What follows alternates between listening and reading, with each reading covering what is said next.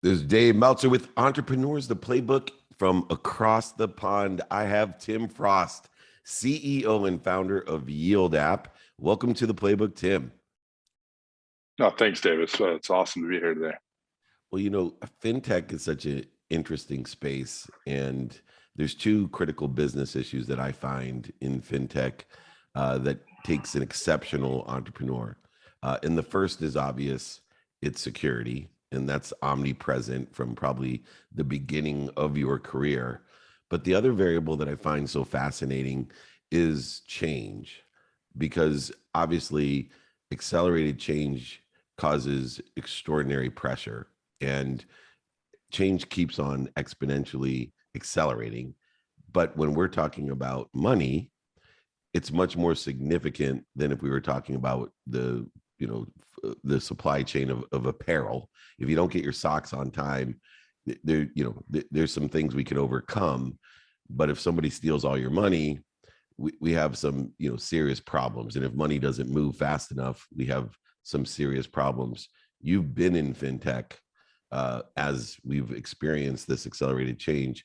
What are some of the things that you've experienced through this, what I call two-headed monster of security and accelerated change in your career in fintech? Well, I'll start with the latter one. I think the accelerated change. And I speak early on. I got into the kind of fintech in 2015, and early on it was really kind of unknown how regulators would kind of react to this, and I mean we're seeing like every quarter where we're seeing kind of changes in the regulatory landscape changing, and current events radically change the landscape, and and especially today. I mean we're with the occupation in Ukraine, to just the changing the landscape of who's kind of running the national governments, and so this really dictates how fast things are going to become into effect, and just where things are going to be pulled. So you got to be very flexible, and be kind of aware of everything that's going to be coming, because what you can do today is not certain for tomorrow. And the security side of that then becomes much more critical. Well, I mean, so I've done a lot of work in the crypto space, and so I think it can't even be understated what what you got to put into effect on the security layers. So that's exactly that. I mean, when you go to kind of find a CTO, I mean, you've got to find one that obviously has that security background that you're kind of looking for, and be able to build that from the ground up, and you have to move very fast, because this is a fast moving industry. Yet everything has to be tested, retested, externally audited, and so it's unforgiving, especially the crypto assets. And in the traditional finance world, you have opportunities to kind of recover funds. In crypto, if you're ever exploited, it's gone, and we're seeing billions of dollars a year being essentially be able to be extracted from different crypto companies across the world. And so and obviously consumers need to be very aware too of where they're doing their crypto business. And these critical business issues, how did they play or interplay within launching Yield App?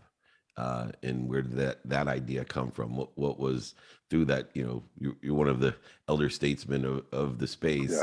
Yes. Where did that idea come from? Well, in short, I was sitting with kind of a friend of mine, and for early 2020, during the COVID era, really we were looking for something new and exciting to do, and so when he started taking me down the decentralized finance, or DeFi, kind of rabbit hole of kind of teaching why it was kind of exploding popularity, that kind of the basic premise came together, where okay, we're can we build a front end that we can build to aggregate large sums of capital, and we can be able to deploy this in high yielding and secure DeFi positions. And that was the basic idea of what Yield App was founded on, and kind of what we grew into a full-fledged business today. And on the security aspect, I mean, you're no short of exciting days. I mean, there's not a week that doesn't go by where there's not alerts going off, and so you're constantly trying to build and evolve it. you're going to be constantly under attack and from people that are looking for potential vulnerabilities. So that's on an individual basis, whether they're going to go at you on I think almost every front imaginable, which it's very common if you're going to be working in this space that you're going to be awake at 3 a.m. to try to deal with something, or someone's going to trying to take your service down, a denial of service attack. It's never short of excitement. I bet. And what does Yield App have to offer when it comes to its projected and prospective clients? What is the true offering, and who is that audience? Yeah, absolutely. So in short, I think it's 2022 now, and digital assets are here and here to stay. And I think every investor should have digital assets in their portfolio strategies. And if you're going to be holding digital assets, the same way you don't hold fiat sitting in your savings account at the bank, you want that capital to work. And so if you're going to be holding Bitcoin, Ether, or even stable coins at the time, you want that to be earning yield. And so we've also tried to take a very kind of personalized approach. I think one of the things I've always been discouraged about in fintech overall is we're dealing with people's money, and while we're making this a very efficient machine, we lose a lot of the personal elements. So we want to make sure that all of our large clients with us, they have full-fledged relationship managers where they have a personal contact that they can reach out to, and when they have questions about service, or might be even a waiting on a pending withdrawal, just someone they can reach to and then have comfort and learn more about what we do and how we operate as a firm. Yeah, it's amazing how people still interplay in the biggest and best technologies that we have. That true security comes from perception and a calming voice or an explanation. One of the challenges that everyone has is the learning curve. And I feel as if whether it's crypto, NFT, blockchain, that people, if they have an opportunity to learn how it works, because although it's a bit cumbersome today in order to effectuate different things within the context of Web 3.0, I've been blessed to be in Web 1.0, Web 2.0, and now Web 3.0. Eventually, chasm hits. How are you working with the clients to get that learning curve to accelerate as well, to give them not just a comfort level that money is safe, but this is easy to do, and much easier than even traditional type of finance? Yeah, I mean, I think part of the explosion we've seen over the last 2 years is just the interest in the space, and the amount of education that's kind of available now for people to kind of take in. But we got a good staff, right? That daily we got inquiries of people that want to learn about how they can get involved and get access to their first bitcoins, and how they can custody it securely with us and continue to earn on that. So we're I think right now we're very in a fortunate position. We get so many inbound inquiries that we haven't had to kind of really go out there and kind of search those next that next batch of potential digital asset investors. And what challenges does that face? I know in my own personal brand, the amount of incoming requests from around the world without regulation, and doing content and podcast and books and speaking. I couldn't imagine how you vet through the amount of intake that you have, and how are you prioritizing those people that are contacting you? Well, I think that we're still in a learning curve on this, right? Especially understanding who are real potential clients, and who are people that just want to have a conversation, or essentially tire kickers, right? So you're gonna always face that in business, but I think we got a good business development team that kind of I think are successfully navigating as it kind of comes in. But overall, I mean, I think our guys are just so excited about the space. I think they're happy to have a conversation with anyone. Tim, one of the other things that I find, obviously I've been in the technology space for a long time, as I stated, since 92. And yet it's quite easy with people like you and I that have extraordinary experience to realize that there's only so much experience you can have in fintech, or there's only so much experience you can have with crypto or NFTs or blockchain. And therefore, a 19-year-old could have as much skills, knowledge, and desire within the space that we're in. But our previous experiences, exponentially give us a different perception. How has your previous experience been applied to this Yield app, this latest venture that gives you a differentiator, not just in the marketplace, but as a leader of your own company, comparatively to someone that has equal skills, knowledge, and desire that may be 19 years old? Yeah, absolutely. I mean, I've been in fintech now. It's going on 7 years, and it feels like a few decades at this point. But I have founded a few fintechs and been involved with some early stage, and then helped develop a number of other ones that have several million clients. So it's just that experience of going through those growth pains, and then obviously you got to be able to kind of execute on all fronts. And this fintech space, it moves 24/7, so it can be quite exhausting. And those 1 year in crypto or fintech, I would say is almost comparable to 5 in a lot of other sectors. Just the sheer pace that it moves at, and you need to move at to stay relevant.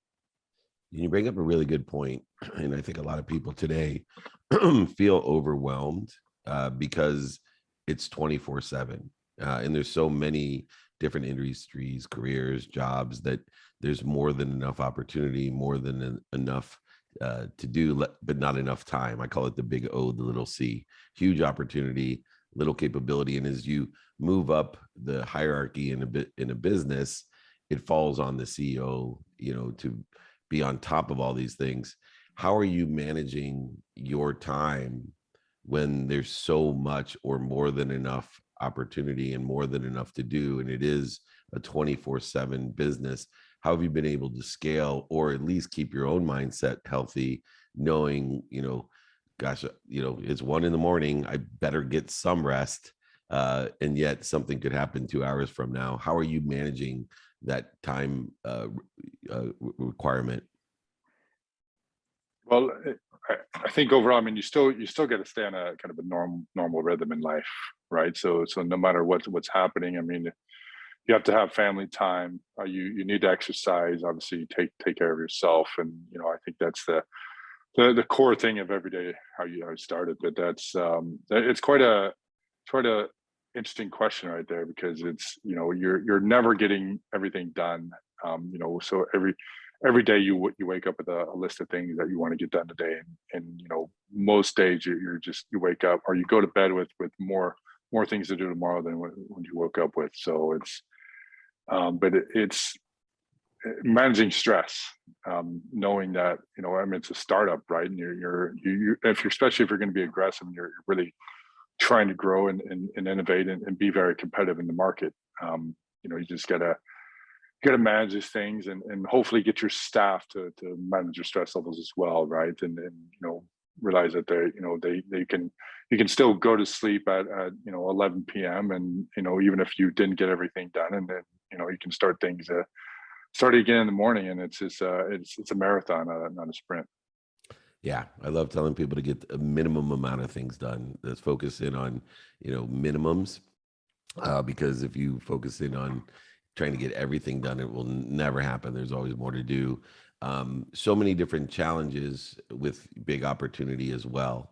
What's your biggest challenge, and what are you, doing to manage or overcome that challenge? Oh, one of the biggest question marks that we have as a firm is what does the regulatory landscape look like for Yield App and that in our competitive field into the future, and so it's always a bit uncertain of what these things are going to be looking like. But overall, we just try to surround ourselves with the smartest people we know that are kind of driving in the same way, and take an aggressive yet conservative approach, right? And we're trying to work with regulators. We're trying to be on the councils, when be able to watch what's happening and coming down the thing, and obviously want to help and we aim to work with the regulators and helping them kind of to even craft legislation when they're coming, when they're really truly trying to understand how they're going to regulate the space in the future. But overall, I think we're from Yield App to Binance to Coinbase. I think we're all trying to drive for adoption, and obviously this is full-fledged moving into integrating fully fledged into the traditional financial system, and so we're helping to kind of ease the landing. As you know, I believe life's about lessons, and the lessons will keep on coming until you learn them. And pain, setback, failures, and mistakes are going to be indicators of those lessons. You and your company seem to have learned a lot of lessons faster than most. I always say I'm looking for fast learners, not just in people and executives like yourself, but in actual entities like Yield App. And one of the things that attracted me to Yield App is how swiftly you're learning that landscape and executing on maximizing not just value, but value for your customers. And I find and applaud that because very few companies in your space are capable of doing that. For you, what's the most either interesting or important lesson that you've learned from your experience with a fintech startup and specifically Yield App? I think in every fintech, but I think in particular Yield App, I really trying to understand what you can actually accomplish in a certain amount of time frame. As a CEO, it's quite easy for me to have very ambitious roadmaps and then how much we want to accomplish during a quarter. But really doing that deep dissect to understand what those deliverables are beginning to look like, because there's all these forks that are going to be thrown at you kind of along the way, right? And so, especially when you have an active business, right, and you have clients and you have demands, right, that you got to keep building every day, but managing the kind of existing businesses takes a lot of toll as well. So you got to be very cautious how you portray timelines internally and especially external to clients. If you're looking for the right platform to grow your digital wealth safely, there has to be the premier player like Tim Frost, the CEO and founder of Yield App. I suggest you check them out if you are looking either to learn or to participate in what will be the next generation of our finance.